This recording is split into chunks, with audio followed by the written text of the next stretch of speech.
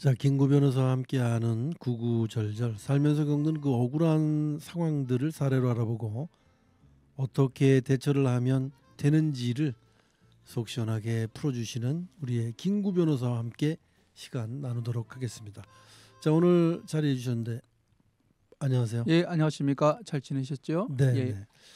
우리가 흔히 겪을 수 있는 가장 이런 사건들이 의외로 많이 있습니다. 지금 오늘 갖고 오신 주제를 제가 살펴보니까 네.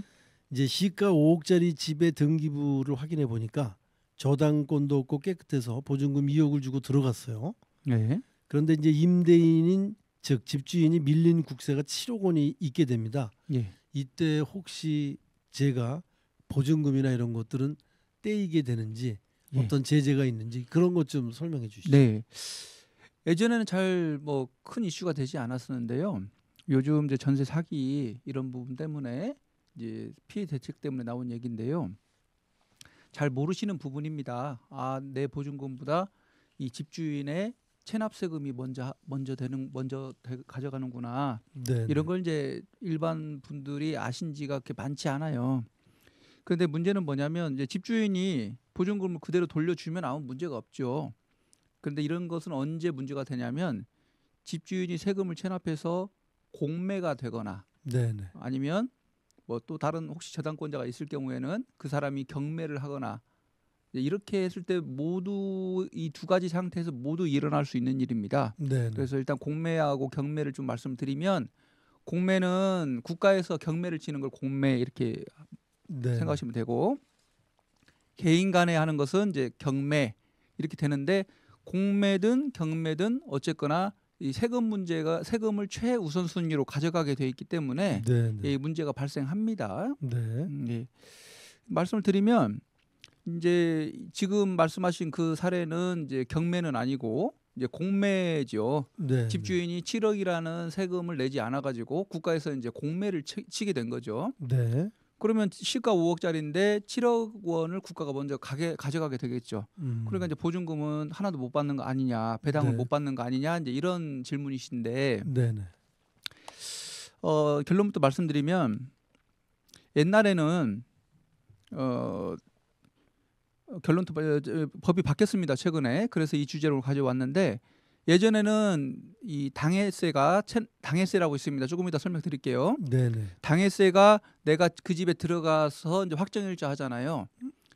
네, 네. 예, 확정일자를 받잖아요. 예, 예. 전세 이렇게 임체에 들어가 가지고 이제 확정일자를 받는데 그 집주인한테 발생한 그 당해세가 확정일자보다 빠르거나 늦거나 상관없이 이런 공매나 경매가 됐을 때 우리나라는 당해세 우선 원칙이라는 게 있어서 네, 네. 국가가 다 가져갑니다.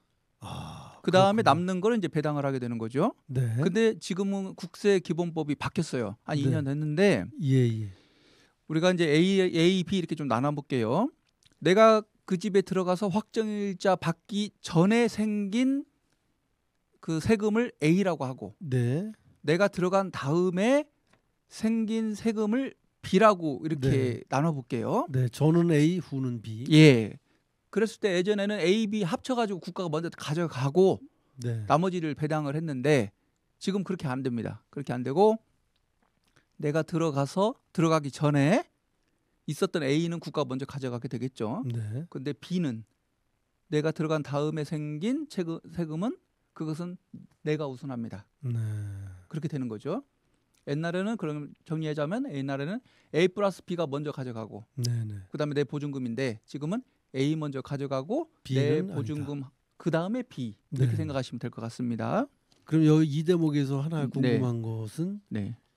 그 A 확정일자 전이 A 아닙니까? 네네. 확정일자 전에 금액이 많아서 B 후에 들어가서 받을 게 전혀 없는 경우는 그 계약을 하신 분이 손해를 볼 수 있겠네요. 그렇죠. 그래서 지금 이제 근데 그걸 알아볼 수 있는 방법이 있나요? 예, 일단 당해세라는 것을 먼저 말씀을 드릴게요. 네네.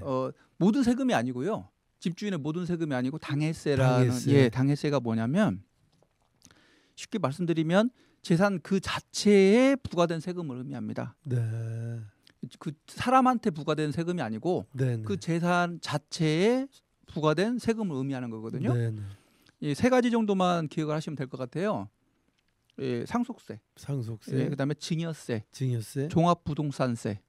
요 세 가지 정도만 기억하시면 될 것 같아요. 그 세 가지를 체납한 경우에는 이제 당해세라고 해서 예.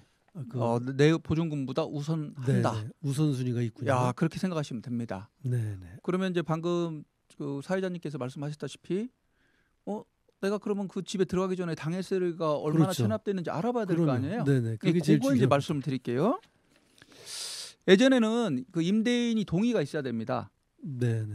그리고 관할 세무서에 가서 동의가 있으면 알아볼 수가 있었어요. 네. 민감한 개인정보 아니겠습니까? 네. 그런데 이제 법이 바뀌어가지고 내가 그 집에 대해서 임대차 계약을 했잖아요. 네. 계약을 했으면 임차가 개시되기 전까지 전국 어느 세무서에 가도 네. 알려주게 돼 있습니다. 이제는.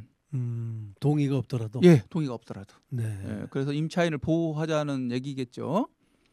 그런데 이제 반대로 이제 개인정보가 좀 과다하게 침해될 수 있잖아요, 임대인의. 네네. 그래서 조건이 있습니다. 모든 임대차가 아니고 1,000만 원 이상의 임대차 계약을 체결했을 경우에 네. 그때는 세무서에 가서 열람을 할 수가 있다는 거죠. 그러면 계약서 같은 게 그때 있어야 되겠네요. 그럼요. 그런 부분은 세무서의 그 홈페이지에 자세히 나와 있습니다. 네. 예, 신분증, 계약서 가지고 가셔가지고 신청을 하시는 거죠. 네네. 그리고 이제 이 경우 신청이 되고 열람이 되면 세무서에서는 집주인한테 그걸 통지를 해줍니다. 네. 누가 네 그 세금 체납된 걸 누가 열람을 했다. 네, 음. 뭐 이런 장치 같은 것도 있습니다. 그리고 이제 아파트 같은 것을 거래할 때는 아예 공인중개사께서 임대인한테 부탁을 하죠. 세금 체납된 거 그 증명서를 좀 네. 띄웠으면 좋겠다. 네네. 그런 걸 요즘은 다 확인을 하고 이제 임대차를 진행을 합니다. 요즘은. 네네. 그런데 이런 것이 잘 안 되는 경우가 이 빌라 같은 경우, 뭐 이런 경우에서 이제 보호가 잘 안 되는 경우가 좀 있어요. 네. 그래서 국가가 이렇게 법을 만들어 놓은 겁니다. 예. 굉장히 참 잘 만들어진 법이네요. 국가가 노력을 많이 하고 있어요. 네네. 예, 알고 보면. 네. 그러면 이제 이런 그 당해세 세금이 많이 체납이 돼 있다는 걸 알게 되면 예, 예. 이 계약을 철회해도 법률적으로는 상관은 없는 거죠. 아무것도 예, 없을 수 있죠.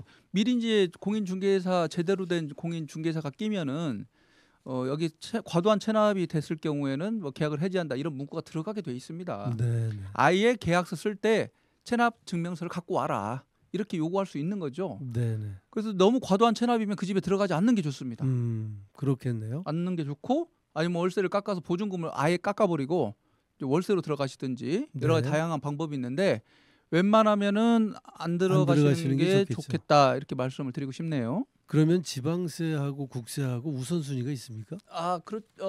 일단은 이 법에 나와 있는 세 가지만 상속세, 증여세, 종합부동산세 네. 이렇게 세 가지를 명기를 해놨습니다. 네네. 원래는 지방세, 국세 할 거 없이 모두 다 들어갑니다. 네. 모두 다 들어가는데 이 법에서는 상속세, 증여세, 종합부동산세 이 세 가지를 했기 가지만. 때문에 그다음에 이 종합부동산세, 상속세, 증여세 말고 다른 뭐 부가가치세 이런 것은 안 되는 거고요. 네네. 그다음에 지방세, 뭐 재산세 약간 사소한 게 있는데 그런 부분은 약간 미미하기 때문에 요 세 가지만 기억하시면 될 것 같습니다. 네, 알겠습니다. 예. 자, 그러면 임대차 도중에 집주인이 또 바뀌는 경우도 생길 수 있을까요? 그건 걱정 안 하셔도 되지만 그럴 수 있잖아요. 새로 집주인이 바뀌었는데 그 집에 종합부동산세가 어마어마하게 밀려 있을 수 있잖아요. 네네. 그러면은 이거 어떻게 해? 이렇게 의문을 가지실 수는 있죠. 네. 이런 경우를 대비해서 국가에서도 새 집주인이 바뀌었다 할지라도 집주인이 네. 바뀌었다 할지라도 예전 기존 집주인의 국세 체납 한도에 그것만 먼저 가져가겠다. 네. 이제 이렇게 돼 있습니다. 그래서 집주인이 바뀌더라도 별도로 이제 집주인의 체납액을 이렇게 알아볼 필요는 이게 많지 않을 것 같습니다. 네, 예. 전반적으로 정리를 또 이렇게 딱 좀 쉽게 예. 얘기를 좀 예, 해주시죠. 그렇게 하기를. 만약 내가 임대차 보증금 확정일자보다 내가 그 집에 들어갈 때 당해세 체납액이 1억이 있었습니다. 네네. 근데 내가 임대차 보증금을 2억을 냈어요. 네. 그리고 내가 들어간 다음에 생긴 체납이 1억 원이에요. 네네. 이럴 경우에는 예전에는 무조건 국가에서 2억을 먼저 가져가 버리는 겁니다. 내가 또 확정일자 받고 나서 내가 그 집에 들어간 다음에 생긴 그 체납액인데 이것을 국가가 먼저 가져가? 뭐 이렇게 해서 이제 흥분하신 분들이 있는데 예, 국세 우선주의이기 때문에 어쩔 수가 없었습니다. 네, 네. 네, 그런데 지금 어떻게 한다? 내가 그 집에 들어가기 전에 발생한 거 네. 그것은 국가가 이제 먼저 가져가야죠. 그 다음에 내 거 주고 내 보증금 나눠주고 그 다음에 내가 들어간 다음에 생긴 체납액 그것은 네. 그 다음에 가져가라. 요렇게 정리하면 될 것 같습니다. 네. 그 결국에는 그런 세금이 많이 국세가 많이 네. 밀려 있거나 한 국세 데는 지방세 상관은 없습니다. 근데 아무튼 그 앞전에 말씀드렸던 세 네네. 가지 그 부분에 대해서 좀 신경을 쓰셔야 될 것 같습니다. 결국 계약을 안 하시는 게 가장 행복한 방법이네요. 근데 여러 가지 복잡 다기한 게 우리 사회이기 때문에 그 당해세가 많이 체납돼 있는 것을 알지라도 네네. 임차인이 열악한 상황에 있을 때는 그런 집에도 들어가는 경우가 있습니다. 아, 그렇습니까? 예, 그렇습니다. 있기 때문에 그런 거지 뭐 아무튼 뭐 설마 그런 일이 있을까? 예, 많습니다. 많고 이제 경제적으로 열악하신 분들이 있기 때문에 네, 예, 네. 뭐 알겠습니다. 여러 가지 사정이 있습니다. 예. 자, 그러면 임차 보증금보다 선순위의 저당권이 있는 경우는 또 어떻게 되는 겁니까? 예, 어떻게 보면은 이 부분은 매우 어려운 부분인데요. 이 부분을 이해를 하신다면 국가가 왜 이런 법을 만들었는지를 충분히 이해하실 수 있는 부분이라 제가 최대한 알기 쉽게 좀 설명을 드릴게요. 네, 네. 지금까지 말씀드린 것은 그 집이 등기부상으로 아주 깨끗한 거잖아요. 네. 내가 들어갈 때 아무도 없었어요. 저당권자도 없고 아무것도 네네. 없고 그럼 들어갔는데 막상 가보니까 이제 집주인이 세금이 엄청나게 체납돼 있었던 상태였거든요. 네. 지금은 그게 아니고 제가 이제 그 집에 어떤 집에 들어가고 싶어요. 네, 네. 들어가고 싶은데 그 집에 저당권이 선순위 저당권이 있는 걸 제가 알고 들어간 거예요. 뭐 그럴 수 있잖아요. 그렇죠. 어떤 그럴 수 있죠. 상황에 따라서 그 집에 들어갔어요. 들어갔는데 이제 선순위 저당권이 설정돼 있다는 걸 알고 들어간 겁니다. 내가 네. 그 수순위로 제가 이제 보증금을 주고 들어갔어요. 이제 저당권이 있으니까 뭐 보증금을 얼마 깎아서 들어가긴 했겠죠. 네, 네. 그런데 그 집주인이 이 세금 체납을 했어요. 네. 그래서 그 집이 이제 공매가 된 경우가 있을 수 있고 그 선순위 저당권자가 아예 임의경매를 쳐버리는 경우도 있을 수 있겠죠. 그렇죠. 이제 어찌 됐든 간에 이제 집주인이 세금 체납한 것은 있는 거예요. 일단은. 네네. 이때 이제 나 같은 경우, 제 같은 경우 이제 보증금을 주고 임차인의 입장에서 제가 말씀을 드릴게요. 이거 앞에 체납된 당해세도 이거 엄청나게 많고 네. 나보다 선순위 저당권자도 있고 그리고 후순위 임차인이 나는 이건 뭐 보증금을 못 가져가는 거 아니냐. 한 푼도 이거 못 건지는 거 아니야? 이렇게 생각할 수 있잖아요. 그렇죠. 그래서 지레 포기하거나 뭐 걱정하시거나 이런 부분이 좀 있습니다. 이런 경우가. 그런데 이제 개정된 법률에 따르면 아무리 선순위 저당권자가 있다 할지라도 내가 그 집에 들어간 이후에 발생한 당해세 있잖아요. 아까 네네. B라고 말씀드린 거 있잖아요. 네네. 후. 예, B 부분. 네. 그 부분은 나한테 먼저 주게 돼 있어요. 이걸 잘 아셔야 되는 거예요. 네. 이게 이 법을 만든 취지입니다. 이게. 네. 예, 그래서 즉 공매나 경매가 될 경우에 후순위 임차인이 네. 나보다 먼저 저당권이 있는 거 알고 들어간 후순위 임차인이잖아요. 네. 그렇다 할지라도 후순위 임차인인 나한테 네. 배당이 될 수 있다. 얼마 정도. 전혀 돌려받지 않는 건 아니다. 아니다. 네네. 내가 들어간 이후에 생긴 세금 체납세금 B 해당이 안 아까 B 되겠네요. 부분이라고 했죠. 네. 그만큼을 나한테 먼저 배당을 해주는 경우가 있을 수 있다는 거예요. 네. 그러니까 어차피 다 날리는 거 아니야 이렇게 생각하지 마시고 내가 들어간 다음에 생긴 체납액이 얼마인지를 알아보셔야 됩니다. 네. 그래서 그걸 요구를 하셔야 돼요. 왜냐하면 법이 바뀐 지가 얼마 안 돼가지고 이걸 아시는 분들도 많지만 모르시는 분이 더 많아요. 그렇겠네요. 전문가라고 하시는 분들도 모르시는 분들이 꽤 있으시더라고요.